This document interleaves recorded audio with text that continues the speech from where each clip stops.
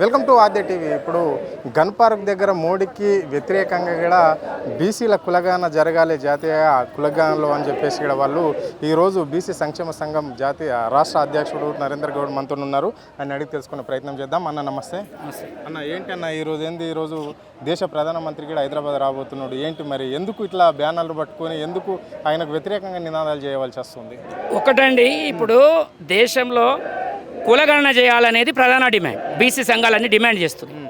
ఈ కులగణన చేయాలనే డిమాండ్ చేస్తున్న క్రమంలో బీజేపీ ప్రభుత్వము, ఆర్ఎస్ఎస్, నరేంద్ర మోడీ గారు, అమిత్ షా గారు అందరూ కూడా మేము కులగణన చేస్తానికి సిద్ధంగా ఉన్నాము, కట్టుబడి ఉన్నామని చెప్పి ప్రకటన ఇచ్చారు.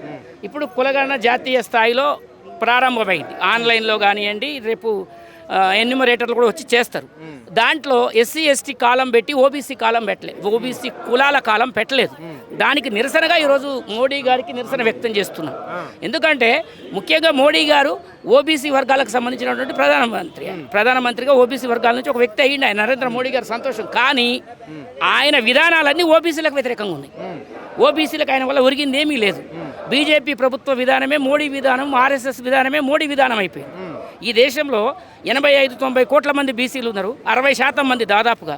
అందులో మహిళా రిజర్వేషన్లలో బీసీ మహిళలకు సబ్ కోటా మీద వాళ్ళు మాట్లాడలేదు. అదేవిధంగా కులగణనలలో ప్రతి కులాన్ని లెక్కించాలనేది మా డిమాండ్. ఈ దేశంలో ఈ దేశ పౌరులుగా ఉన్న వాళ్ళు ప్రతి కులాన్ని మీరు ఎందుకు లెక్కించరు? ఈరోజు బీజేపీ అంటేనే బీసీలే 100% హిందువులు. నువ్వు హిందువులకు తప్ప మిగతా వాళ్ళందరికీ న్యాయం చేస్తా అంటే నీదేమి హిందూయిజం? నీదేమి హిందూ మత పార్టీ? మేము హిందువులం కాదా? మమ్మల్ని లెక్కించవా?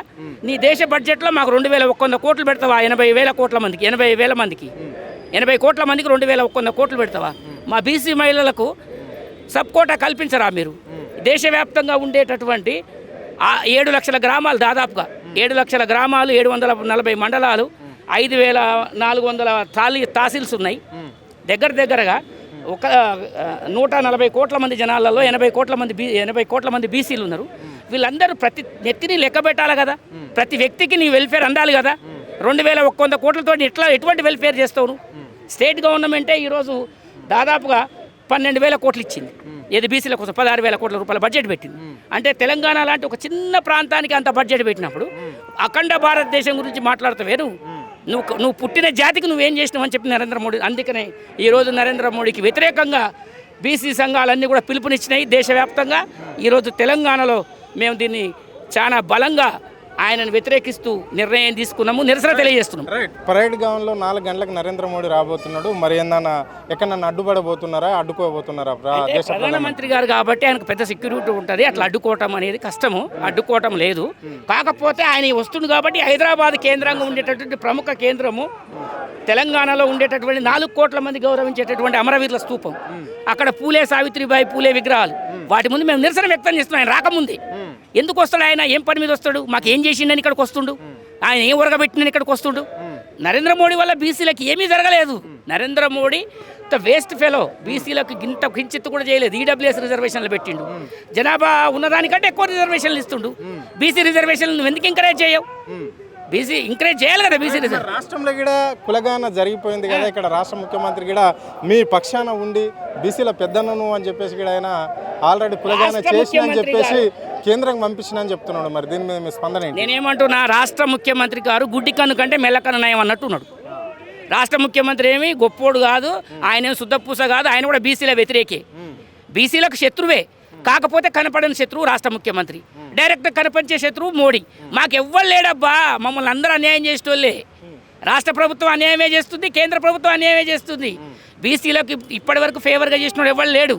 కాస్త రాహుల్ గాంధీ ఈ మధ్య కొంచెం ఫేవర్గా మాట్లాడుతున్నాడు, బీసీల కోసం ఏమైనా చేయాలనే ఆలోచనతోటి. గతంలో కూడా వాళ్ళ నాయనమ్మ, వాళ్ళ తాత వాళ్ళు ఎవరు ఏం చేయలే బీసీలకు. నేను క్షమాపణ చెప్తున్నా, నేను ప్రధానమంత్రి అయితే మాత్రం బీసీల కోసం పనిచేస్తాను రాహుల్ గాంధీ గారు చెప్తున్నారు. అది కాదు కావాల్సింది. ఆయన మళ్ళీ ప్రధానమంత్రి అయితే ఆయన ఏం చేస్తున్నారో కూడా తెలియదు, ప్రస్తుత పొజిషన్ అది. మరి నరేంద్ర మోడీ గారు మాత్రం నేను బీసీల ప్రధాని, ఎర్రకోట మీద జెండా ఎగిరేస్తాను. నువ్వు ఎర్రకోట మీద జెండా ఎగిరేస్తే ఎవరికేం వచ్చిందిరా బాబు? మాకేం ఒరిగింది? మాకేం కాలేదు కదా. బీసీల కోసం నరేంద్ర మోడీ చేసింది ఏందో చెప్పాలి, ఒక వైట్ పేపర్ రిలీజ్ చేయాలి. ఆయన సున్నా బీసీల కోసం ఏమీ చేయలేదు. కాబట్టి ఈరోజు నరేంద్ర మోడీ హైదరాబాద్ వస్తుంటే మేము నిరసన తెలియజేస్తాం. నరేంద్ర మోడీకి బుద్ధి ఉంటే, సిగ్గుంటే, మానం ఉంటే, మర్యాద ఉంటే, చీముంటే, నెత్తురుంటే బీసీల కోసం ఏమైనా పని చేయి. బీసీలకు చట్టసభలో రిజర్వేషన్లు పెట్టు. బీసీ మహిళలకు సబ్కోటా అయ్యి బీసీ విద్యార్థులకు రిజర్వేషన్లు పెంచు, నిరుద్యోగుల కోసం 50% రిజర్వేషన్, ప్రపోర్షనల్ రిజర్వేషన్, జనాభా దామాషా పద్ధతిలో మాకు రిజర్వేషన్ పెట్టు. అగ్రకుల పేదలకు జనాభా దామాషా ప్రకారం రిజర్వేషన్ ఎట్లా పెట్టినావు నువ్వు? మరి వాళ్ళు మనుషులు మేము కాదా? ఈడబ్ల్యూఎస్ రిజర్వేషన్లు జనాభా దామాషా ప్రకారం ఉన్నప్పుడు బీసీ రిజర్వేషన్ జనాభా దామాషా ప్రకారం ఉండొద్దా? ఈ దేశం వెలిగిపోతుందంటే తలకాయ మెడకాయ మీద తలకాయ ఉన్నోడు చెప్తాడా? నరేంద్ర మోడీ అనేటోడు బీసీల జూటా మనిషి.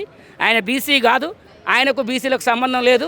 ఆయన నేను బీసీని క్లెయిమ్ చేసుకునే రైట్ ఆయనకు లేదు. నరేంద్ర మోడీ గారికి ఈ సందర్భంగా తెలియజేస్తాను. ఇది పరిస్థితి. దేశంలో బీసీలు అనేక కులాలు ఉంటారు, వేయిలల్లా ఉన్నారు. ఇక్కడ తెలంగాణ రాష్ట్రంలో మాత్రం 136 కులాలు బీసీలో ఉంటాయి. కానీ ఇక్కడ బీసీలకు అన్యాయమే జరుగుతుంది అని చెప్పేసి ఇక్కడ వారు స్పష్టంగా చెప్పడం అనేది జరిగింది. ఈరోజు తెలంగాణ రాష్ట్రానికి నరేంద్ర మోడీ రావడాన్ని మేము తీవ్రంగా వ్యతిరేకిస్తున్నాము. అసలు ఏం పని మీద వస్తున్నాడు అని చెప్పేసి ఇక్కడ ఆయన స్పష్టంగా ప్రశ్నించడం అనేది జరిగింది. ఇక్కడ రాష్ట్ర ముఖ్యమంత్రి ఒకవైపు ఉంటే నరేంద్ర మోడీ ఇంకో వైపు ఉండి రెండే మా బీసీలను అన్యాయం చేస్తున్నారు అని చెప్పేసి ఇక్కడ నరేంద్ర గారు స్పష్టంగా చెప్పడం అనేది జరిగింది. ఇలాంటి ప్రభుత్వాలకు గట్టు రోజులు రానే వచ్చినాయి అని చెప్పేసి ఇక్కడ బీసీలతో చెలగాట మాడుతున్న ఈ ప్రభుత్వాలకు బుద్ధి చెప్పవలసిన రోజులు వచ్చినాయి అని చెప్పేసి ఇక్కడ నరేంద్ర గారు స్పష్టంగా చెప్పడం జరిగింది. కళ్యాణ్తో అరుణ్, ఆద్య టీవీ, హైదరాబాద్.